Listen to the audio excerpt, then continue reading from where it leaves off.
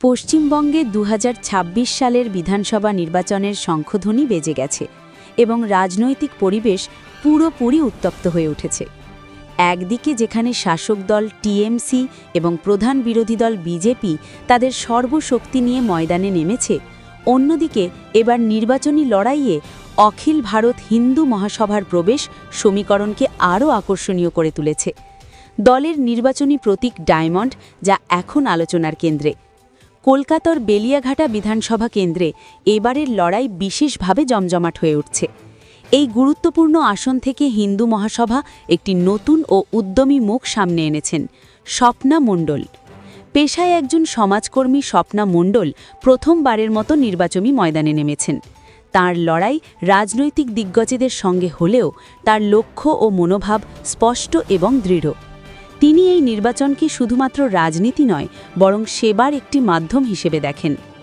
আমাদের দলের সঙ্গে কথোপকথনে স্বপ্না মণ্ডল স্পষ্টভাবে জানান যে বেলিয়াঘাটার মানুষ বহু বছর ধরে মৌলিক পরিষেবার জন্য সংগ্রাম করে আসছেন। তার মতে রাজনীতিতে আসার উদ্দেশ্য ক্ষমতা অর্জন নয়, বরং মানুষের সমস্যার স্থায়ী সমাধান করা। তিনি সেই সব সমস্যাকে মূল থেকে দূর করতে চান যেগুলো এতদিন উপেক্ষিত হয়েছে। স্বপ্না মণ্ডলের বিশ্বাস, এখন মানুষ পরিবর্তন চাইছে।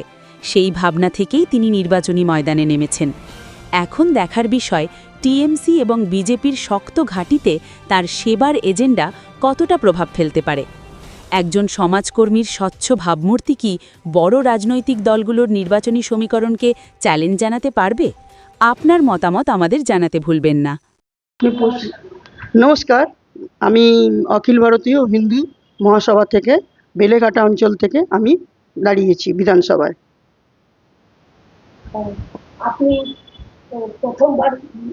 হ্যাঁ, প্রথমবার ইলেকশনে দাঁড়িয়েছি, কারণ আমি একজন সোশ্যাল ওয়ার্কার। আমি বিভিন্ন টাইমে বিভিন্ন সোশ্যালের কাজ নিয়েই ছিলাম। বয়স্ক, সিনিয়র সিটিজেন এবং পথ শিশুদেরকে নিয়েই আমি বেশিরভাগ কাজ করেছি এবং বিভিন্ন আচার অনুষ্ঠানেও আমি কাজ করেছি, অনেক কিছুই কর্ম করেছি। সিড অ্যান্ড ড্র বলুন, ব্লাড ডোনেশন ক্যাম্প বলুন, এরকম ধরনের বিভিন্ন কাজ করেছি। কিন্তু এই পার্টির হাত ধরে আমি আরও উন্নয়নমূলক কাজ করতে চাই, সমাজকে আরও কিছু উন্নয়নমূলক কিছু দিতে চাই। আমি এই সমাজের কাজ দিয়ে কিছু নেবার আমার নেই, কারণ আমার একটা থিম আছে। আমি ভবিষ্যতে যদি কোনো দিন স্ট্যাবলিশ হতে পারি বা এই পজিশানে আমি যেতে পারি, আমার একটা বৃদ্ধাশ্রম করারও আমার একটা চিন্তা ভাবনা রয়েছে। কিন্তু জানি না কতদূর কী করতে পারবো। যদি সাধারণ মানুষ আমাকে একটু সহযোগিতা করে এবং ভোট দিয়ে যদি আমাকে জয়যুক্ত করেন, তাহলে নিশ্চয়ই আমি পারবো এই সমস্ত মানে যেসব কাজগুলো পড়ে রয়েছে সেই সব কাজ করা। আর একটা হলো, যেখানে নারী নিরাপত্তা নেই, এখানে শিক্ষা দীক্ষা থেকে নিয়ে চাকরি থেকে নিয়ে কোনো কিছুই নেই। এত পার্টি এসেছে, এত কিছু প্রতিশ্রুতি দিয়েছে, কিন্তু কোনো পার্টি একটা কোনো রকমই কাজকর্ম করেননি। যদি আমাকে আপনারা সুযোগ দেন কাজকর্ম করার জন্য, তাহলে আমি সোশ্যালের কাজ বলুন, বিভিন্ন ধরনের কাজ বলুন, নিষ্ঠাভাবে করব। কারণ আমার সত্যি কথাই বলতে আমার কিছু নেওয়ার নেই, আমার সমাজকে কিছু দেওয়ার আছে। মানুষ হিসাবে এটা আমার কর্তব্য। কত বড় চ্যালেঞ্জ আপনি ফিল করছেন? কেন এদিকে তো যে সোজা লড়াই আছে, বিজেপি চলছে দিকে, তারপর নতুন পার্টি যখন আছে, তো আপনি যে নতুন আছেন, কিভাবে আপনি ফিল করছেন একটু আমার জানান। দেখুন, এইসব পার্টিগুলো রানিং পার্টি এবং এইসব পার্টিগুলো অনেক বড় সড়ো পার্টি। আমি ওদের কাছে হয়তো ছোট ক্ষুদ্র, কিন্তু যদি মানুষ আমাকে চায় তাহলে ওনাদের মতো বড় আমাকেও করতে পারেন। কিন্তু সেটা তো মানুষের উপর নির্ভর করছে না। মানুষ বিশ্বাস করে একবার আমাকে ভোট দিয়ে দেখুন আমি কতটা কি কাজ করতে পারছি। যদি মনে হয় যে আমি কাজ করতে পারছি না, তাহলে আমাকে রাখবে না, 5 বছর পর আমাকে বিদায় জানাবেন।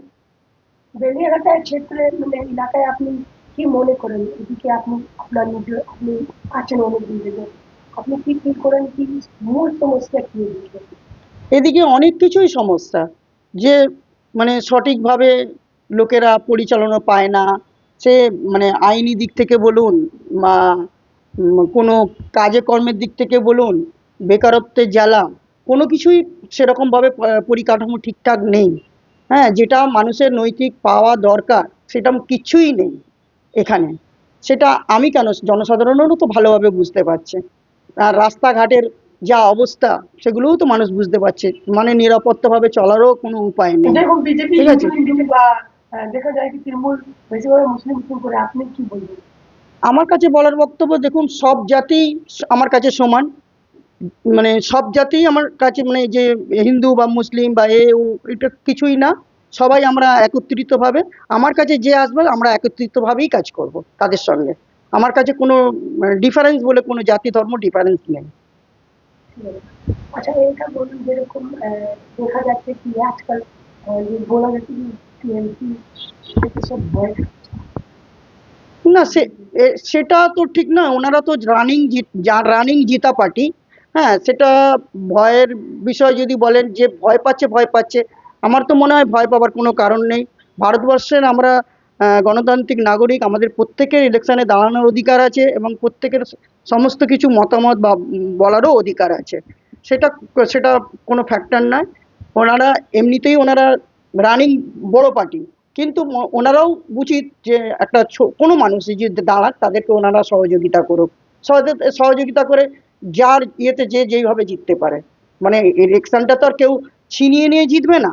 মানুষ মানুষ মানুষকে নির্বাচন করবে যে আমরা কাকে রাখবো কাকে রাখবো না। কিছু বলা আছে একবার বলুন। হ্যাঁ, ভিউয়ার্সকে বলার আছে কি, দেখুন জাতি ধর্ম যে যার সে তার। হ্যাঁ, কিন্তু আমি প্রত্যেকের জন্যই কাজ করব। আমার আমার কাছে যে কোনো রকম সুবিধা আসবে, সে যে কোনোই জাতি হতে পারে বা সে যে কোনোই পার্টি করেছিল না কেন বা করছে কেন, আমার কোনো যায় আসে না। আমি মানুষের জন্য কাজ করব, আমি সবার জন্য কাজ করব। এখন তো আমি নর্মালি এখন এখন তো আমি নর্মালি সোশ্যালের কাজকর্ম করি।